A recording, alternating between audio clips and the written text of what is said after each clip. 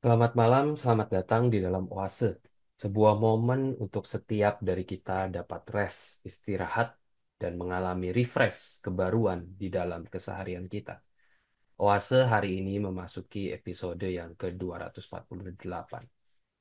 Bapak Ibu, seorang penulis bernama Ernest Becker mengatakan bahayanya menyangkal realitas kesengsaraan dan penderitaan yang terjadi secara acak.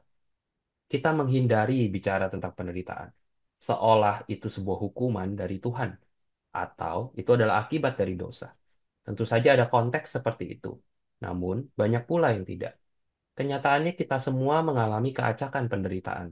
Mau ditata serapi apapun, dijaga sebaik apapun, dikumpulkan sebanyak apapun, sesuatu akan datang secara acak untuk merusaknya. Saat keacakan penderitaan itu datang, kegelapan itu muncul, keputusasaan menguasai. Apakah kita mengingat Tuhan? Tuhan yang juga menderita di kayu salib, yang mengerti apa artinya penderitaan. Apakah kita melibatkannya di dalam kebingungan kita? Mari Bapak Ibu, kita mengambil waktu berdiam sejenak di hadapan Tuhan.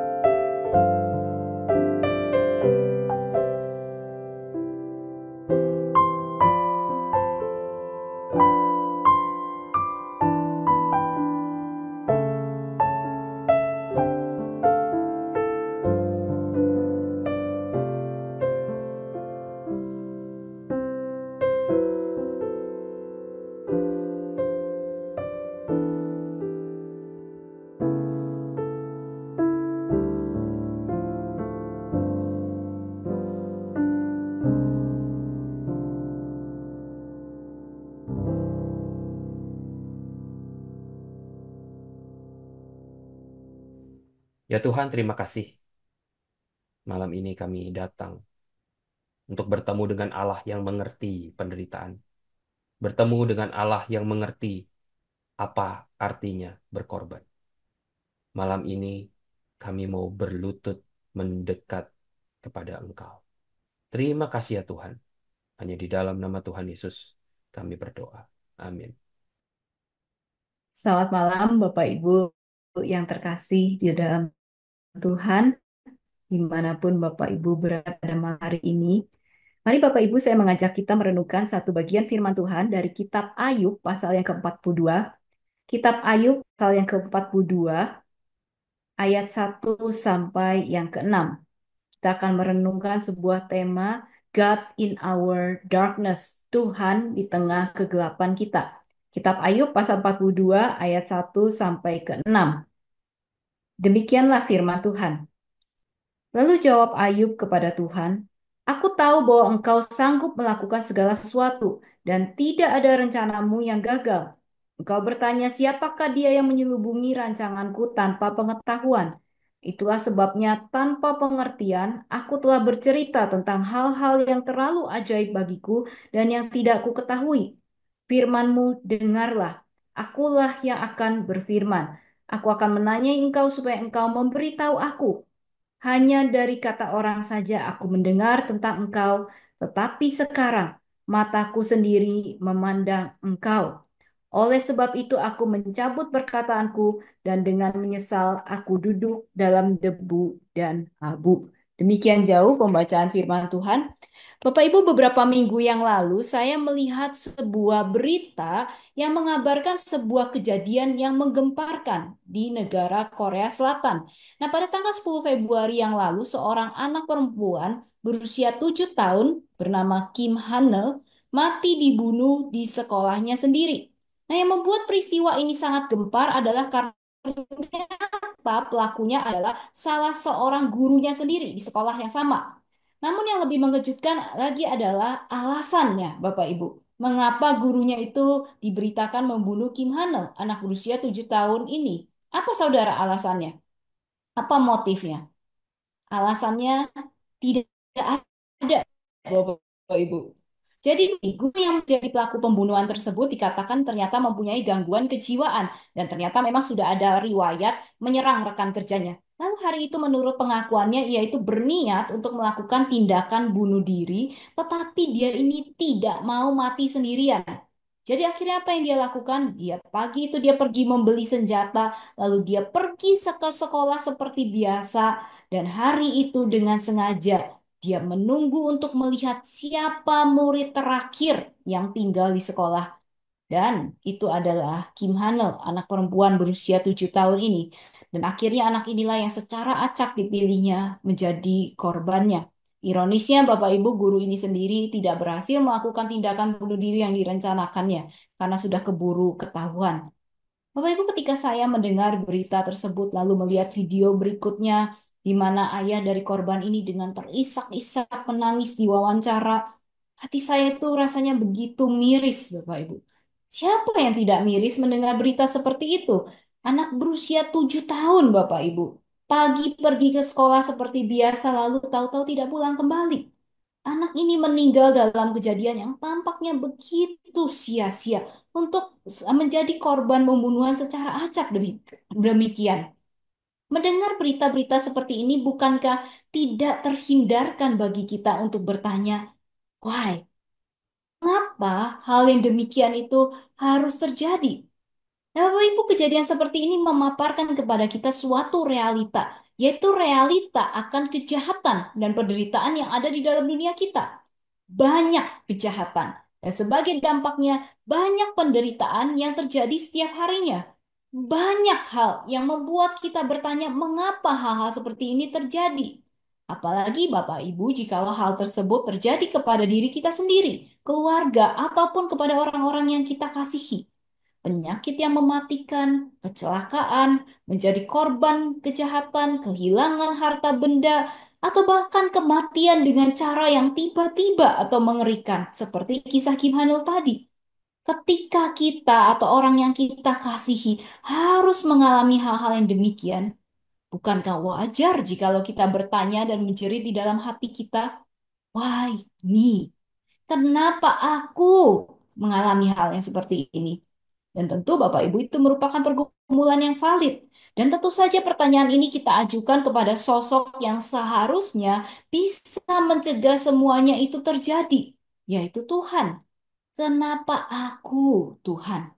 Seolah Bapak Ibu kalau kita tahu alasannya, seolah kalau Tuhan memberitahukan alasannya, itu akan menolong kita untuk dapat menerima, menghadapi penderitaan yang kita alami tersebut. Itulah juga Ibu yang mungkin menjadi pertanyaan dan pergumulan Ayub di dalam kitab Ayub yang kita seringkali renungkan. Nah, Bapak Ibu, kebanyakan dari kita tidak asing dengan kisah Ayub. Bagaimana ia mengalami penderitaan yang bertubi-tubi sampai benar-benar habis. hartanya, keluarganya, sampai kondisi tubuhnya, semuanya benar-benar habis. Itu yang kita baca di dalam kitab Ayub pasal 1 sampai 2. Dan mungkin Bapak Ibu yang sering kita dengar adalah bagaimana Ayub tidak menyangkali Tuhan di tengah penderitaannya ini. Tapi Bapak Ibu yang sering kita lupakan adalah bagaimana Ayub pun bergumul. Pasal 3 dan seterusnya menceritakan pertanyaan dan pergumulan Ayub. Mengapa aku? Mengapa penderitaan ini harus aku alami? Nah, menariknya Bapak Ibu, kita yang membaca kisah Ayub di dalam Ayub pasal 1 sampai 2, kita tahu sepotong alasannya mengapa Ayub mengalami penderitaan tersebut, yaitu karena Tuhan mengizinkan iblis mencobai Ayub. Itu pun saya katakan hanya sepotong, karena kita juga tidak benar-benar tahu mengapa Tuhan melakukan hal tersebut. Tapi Bapak Ibu, ini yang kita kerap lupa, bahwa Ayub tidak pernah tahu hal tersebut. Dia tidak tahu apa yang terjadi yang menyebabkannya mengalami penderitaan tersebut. Dan menariknya lagi Bapak Ibu, sampai akhir kisahnya pun Ayub tetap tidak tahu mengapa. Tuhan tidak pernah menyatakan alasan mengapa Ayub menderita sedemikian rupa kepada Ayub. Bapak Ibu, Ayub bergumul dan bertanya, mengapa ia mengalami penderitaan? Sampai akhir ia tetap tidak tahu alasannya mengapa. Kalau begitu pertanyaannya, bagaimana Ayub bisa kemudian bangkit dari penderitaannya, sekalipun ia tidak pernah tahu mengapa ia menderita? Bapak Ibu, saya rasa ada dua hal yang Ayub dapatkan melalui perjumpaannya dengan Tuhan di dalam teks yang kita baca tadi, yang kemudian menolong Ayub untuk melihat keluar dari kegelapannya. Dua hal yang kiranya juga bisa menolong kita di tengah kegelapan penderitaan kita. Yang pertama, Bapak Ibu, melalui perjumpaannya dengan Tuhan, Ayub memahami bahwa rencana dan hikmat Allah sesungguhnya melampaui apa yang dapat ia pahami. Bapak Ibu mengikuti interaksi Ayub dengan teman-temannya, di mana Ayub menyatakan pertanyaan dan pergumulannya. Kemudian di dalam pasal 38 sampai ke 42 ini kita melihat Tuhan kemudian menyatakan dirinya kepada Ayub. Tapi menariknya, Tuhan itu tidak memberikan jawaban atas mengapa Ayub mengalami penderitaan. Tuhan tidak memberikan penjelasan A, B, C, D bahwa ini adalah untuk kebaikan, untuk membentuk karakter Ayub dan lain sebagainya. Tidak. Tuhan tidak memberikan penjelasan atau jawaban yang demikian. Di dalam interaksinya dengan Ayub, yang Tuhan lakukan hanyalah menyatakan siapa dirinya dan karyanya di dalam dunia ini kepada Ayub. Mengapa Bapak Ibu? Bapak Ibu, kalau kita memperhatikan keluhan Ayub di sepanjang kitab ini, salah satu hal yang menjadi pergumulan Ayub adalah ia itu mempertanyakan hikmat Allah. Ia tidak dapat memahami mengapa Tuhan itu mengizinkan penderitaan yang dialaminya. Dengan kata lain, Bapak Ibu, Ayub merasa bahwa Tuhan itu pasti salah. Pasti ada yang salah di dalam hikmat, rancangan, atau tindakan Tuhan. Karena itulah di sini kemudian Tuhan itu membawanya melihat dunia dan segala detil yang Tuhan ciptakan. Lalu kemudian di pasal 38 ayat di dalam pasal 38 sampai 42 itu ada ayat-ayat yang misalnya Tuhan itu berkata seperti ini. Di manakah engkau ketika aku meletakkan dasar bumi? Lalu 38 ayat 12 misalnya, pernahkah dalam hidupmu engkau menyuruh dini hari datang atau fajar kau tunjukkan tempatnya? Lalu 38 ayat 32, dapatkah engkau menerbitkan rasi bintang pada waktunya? Dan seterusnya dan seterusnya. Nah, tentu saja Bapak Ibu, ketika Ayub diajak melihat setiap detil yang ada di dunia ini dan ditanya pertanyaan-pertanyaan ini, tentu saja jawaban dari semuanya ini adalah Ayub tidak tahu. Karena tidak ada seorang pun manusia yang mengetahui atau memiliki kontrol atas hal-hal tersebut. Dari hal-hal ini, Tuhan ingin menunjukkan bahwa ada begitu banyak hal di dalam dunia ini yang sesungguhnya berada di luar hikmat dan pengetahuan manusia, tapi yang sesungguhnya ada, tidak lepas daripada kontrol dan hikmat manusia. Kita tidak dapat menangkap itu karena keterbatasan pemahaman kita sebagai manusia. Dan karena itulah tidaklah sepatutnya kita mempertanyakan hikmat, pengetahuan, dan tindakan Tuhan. Waktu itu saya ingat satu kali salah seorang dosen saya itu mengisahkan pengalamannya ketika sedang makan bersama dengan putrinya yang pada saat itu masih kecil. Saya tidak tahu persis usianya, katakanlah usia 3 tahun. Lalu pada saat dia makan, tiba-tiba anaknya itu choking gitu ya, nyangkut makanannya. Lalu dosen saya itu dengan cepat memegangnya, lalu dia melakukan pertolongan pertama dengan memukul bagian punggung anaknya itu dengan keras berulang kali, sampai makanan yang nyangkut itu keluar gitu ya. Tapi Bapak Ibu, apa respon anak itu? Apakah dia bilang, "Thank you Daddy, you saved my life," gitu ya? Apa terima kasih Papi, kau sudah menolong gitu ya? Tidak, Bapak Ibu. Yang dia kemudian anak ini berusia 3 tahun ini nangis kencang lalu dia teriak, "Daddy, kenapa kamu pukul aku? Itu sakit sekali." Bapak Ibu kira-kira apa respon dosen saya terhadap tuduhan anak berusia 3 tahun itu? Kamu kan yang nyangkut makanannya. Apakah kamu tahu bahwa ketika makanan itu menutupi rongga tenggorokan, maka dalam hitungan menit oksigen itu tidak dapat masuk ke dalam saluran pernafasanmu, lalu oksigen itu akan gagal sampai ke otakmu, maka organ-organ akan berhenti bekerja karena kekurangan oksigen, maka kamu akan meninggal, begitu? Tentu saja tidak ya Bapak Ibu. Kenapa? Karena kalaupun Bapak Ibu itu semuanya dijelaskan, anak berusia 3 tahun itu tidak akan bisa menangkap itu semua. Yang dia tangkap hanyalah bahwa papanya melakukan sesuatu yang menyakitinya. Paling mentok pun Bapak Ibu, dia hanya bisa menangkap bahwa papanya berusaha menolongnya. Tapi ia tidak akan bisa memahami semua sebab akibat yang akan terjadi kalau itu dibiarkan. Dan ia tidak mengerti bahwa semuanya itu adalah untuk mencegah sesuatu yang lebih buruk untuk terjadi. Nah, Bapak Ibu, itu merupakan sebuah gambaran akan betapa berbedanya pemahaman dan hikmat antara seorang ayah dan anak, seorang dewasa dengan seorang anak kecil. Nah, apalagi Bapak Ibu, pemahaman dan hikmat antara kita manusia dengan Tuhan. Dan Bapak Ibu sesungguhnya inilah yang disadari Ayub melalui pernyataan diri Tuhan tersebut. Karena itulah di dalam bagian yang tadi kita baca pasal 42 ayat 2 sampai 3 Ayub berkata demikian. "Aku tahu bahwa engkau sanggup melakukan segala sesuatu dan tidak ada rencanamu yang gagal.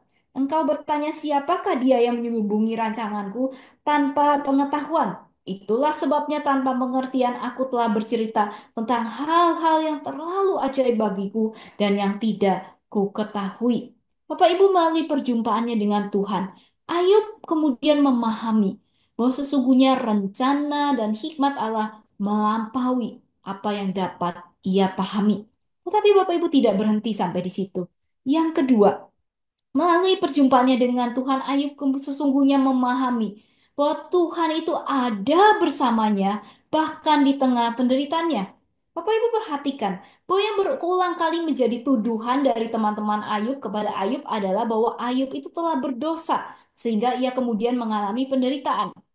Dengan kata lain, Bapak Ibu, mereka mengatakan bahwa penderitaan yang dialami Ayub itu adalah tanda bahwa Tuhan itu sedang menghukum Ayub, bahwa Tuhan sesungguhnya telah meninggalkan Ayub karena dosanya. Dan Bapak Ibu memang berulang kali di dalam pertanyaan-pertanyaan Ayub terlihat bahwa ia pun bergumul. Ia merasa bahwa Tuhan itu tidak mempedulikannya di tengah penderitaannya. Namun pada momen itu ketika Tuhan menyatakan dirinya, Tuhan bukan hanya menyatakan akan hikmatnya atas dunia ini yang melampaui hikmat Ayub, tetapi ia juga menunjukkan bahwa ia sesungguhnya adalah Allah yang peduli. Di dalam ayat pasal 39 ayat 3 misalnya Tuhan mengatakan demikian. "Siapa yang menyediakan mangsa bagi burung gagak apabila anaknya berkaukau kepada Allah berkeliaran karena tidak ada makanan?" Lalu di ayat 22 pasal yang sama, "Engkaukah yang memberikan tenaga kepada kuda, yang membuat dia melompat seperti belalang dan seterusnya dan seterusnya." Bapak Ibu, dari semuanya ini Allah itu menunjukkan bahwa ia adalah Allah yang sesungguhnya peduli kepada semua detail ciptaannya. Dan ia peduli terhadap Ayub. Dan pada momen itulah Ayub kemudian menyadari bahwa Allah tidak pernah meninggalkannya. Bahkan di tengah kegelapan penderitaan yang dialaminya. Karena itulah di pasal 42 ayat 5 yang tadi kita baca, Ayub pada akhirnya dapat menyimpulkan demikian. "Hanya dari kata orang saja aku mendengar tentang engkau. Tetapi sekarang mataku sendiri memandang kepada engkau." Bapak Ibu, pada momen itulah Ayub kemudian bisa memandang keluar dari kegelapan penderitaannya. Kini Ayub bisa memandang, melihat Tuhan itu sendiri. Tuhan yang ada, Tuhan yang peduli. Ayub bukan hanya memahami bahwa Tuhan adalah Tuhan yang berhikmat dan yang rancangannya jauh melampaui hikmat kita, namun lebih dari itu, Ia menyaksikan sendiri Tuhan yang hadir, Tuhan yang peduli, Tuhan yang tidak meninggalkannya di tengah kegelapan penderitaannya. Bapak Ibu, penderitaan itu adalah realita yang setiap kita harus alami di tengah dunia yang berdosa ini. Bentuk dan derajat penderitaan yang dialami setiap orang bisa berbeda-beda. Namun pertanyaannya bukankah apakah kita akan menderita, tetapi kapan kita akan mengalami penderitaan. Nah, Bapak Ibu, mungkin saat ini pun ada di antara Bapak Ibu yang sedang berada di tengah kegelapan tersebut. Di tengah kegelapan dan rasa sakit penderitaan, pertanyaan mengapa itu tentu tidak terhindarkan.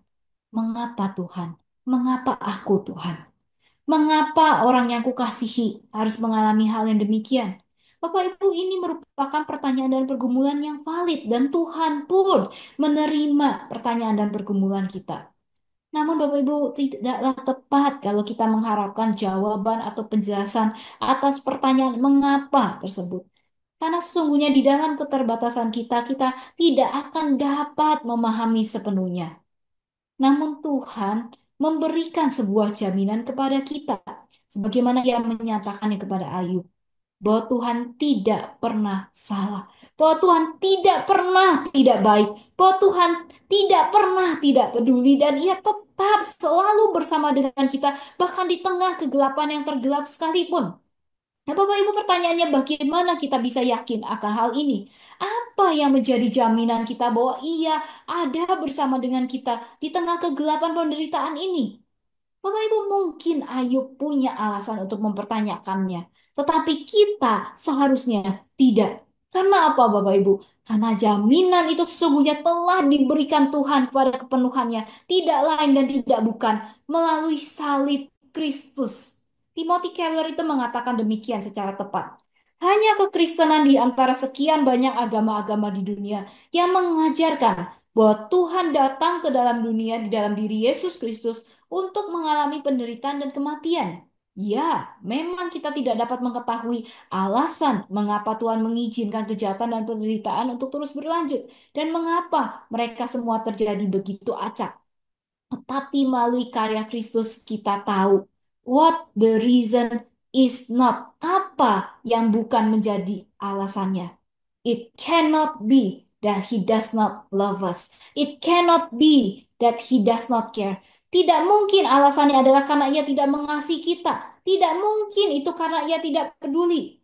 Justru sebaliknya, ia sangat mempedulikan kebahagiaan ultimat kita sehingga ia rela menyemplungkan dirinya sendiri ke kedalaman penderitaan itu.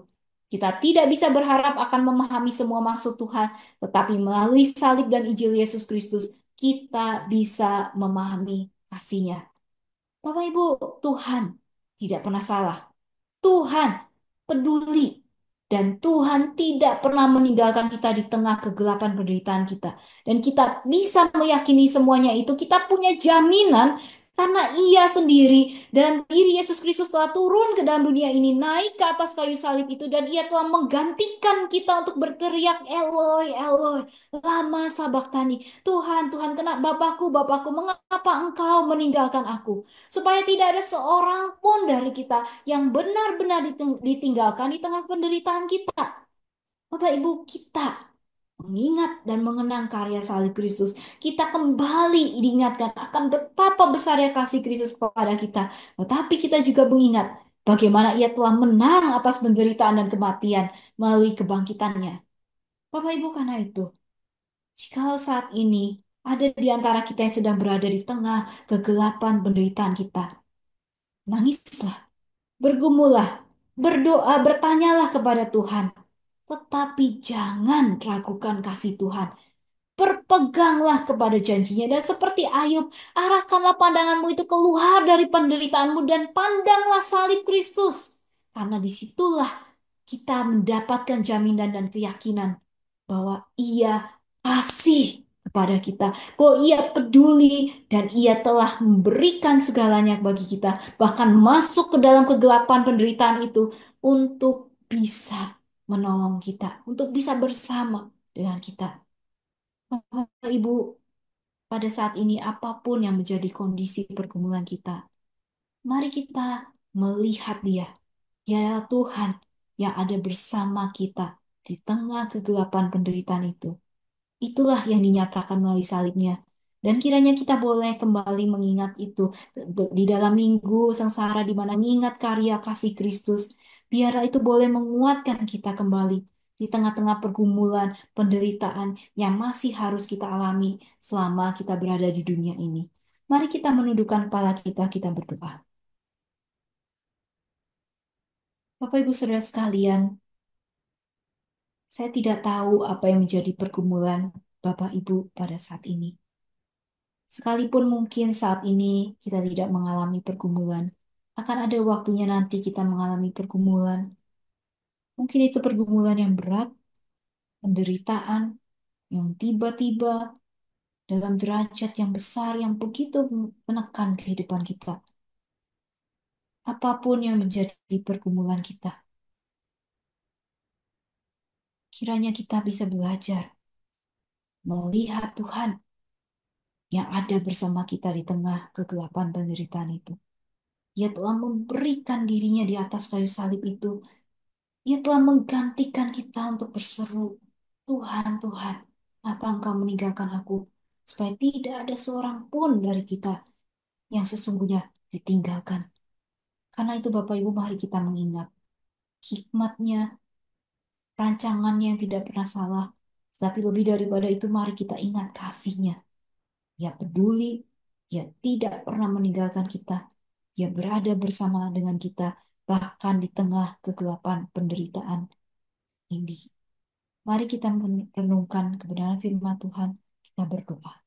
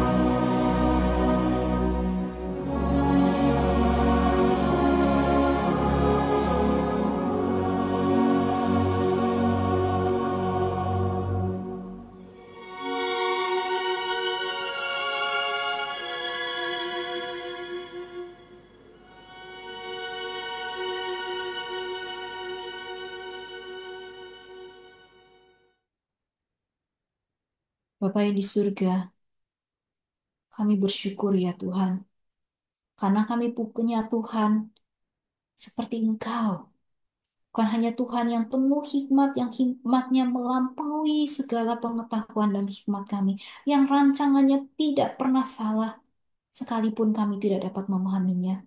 Tapi lebih dari itu kami juga memiliki Tuhan yang telah memberikan dirimu sedemikian rupa untuk dapat mengasihi kami. Tuhan, tolong kami.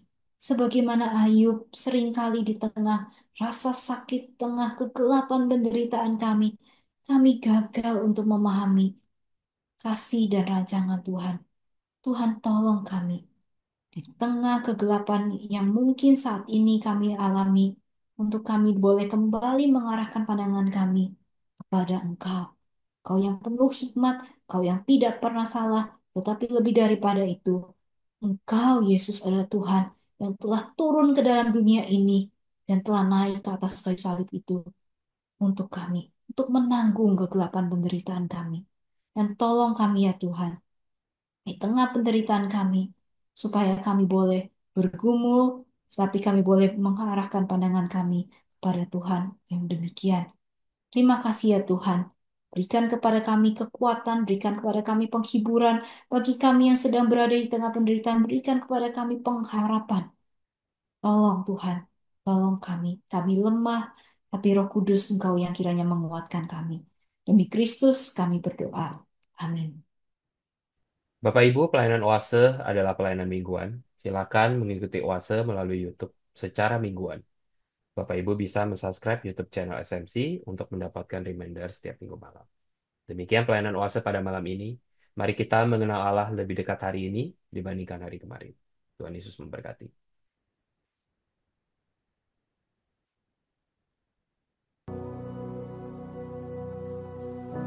The Lord bless you and keep you. Make His face shine upon you and be gracious to you.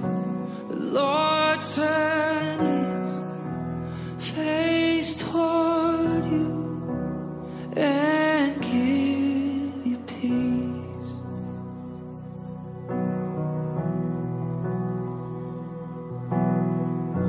The Lord bless you and keep you. Make His face shine upon you and be gracious to you. The Lord turn His face toward you and give you peace.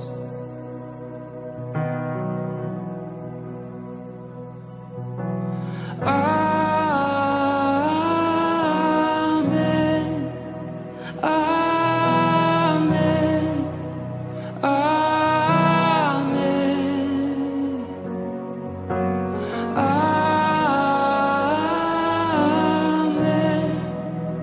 Amen. Amen.